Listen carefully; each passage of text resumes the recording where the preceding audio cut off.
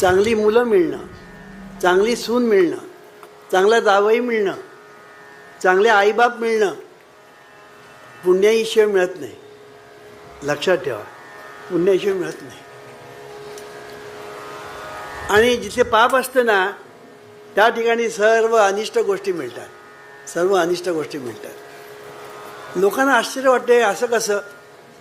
काही पुण्यवान माणसं अशी असतात की जे आईचं जे सगळं चांगलं आहे ते घेते आणि बापाचं जे चांगलं आहे ते घेते आणि जन्माला येते. अशी नाही. हे सगळं पुण्याचं फळ आहे, लक्षात ठेवा. चांगल्या आईबापाच्या पोटी जन्माला येण्यासुद्धा पुण्य लागतं.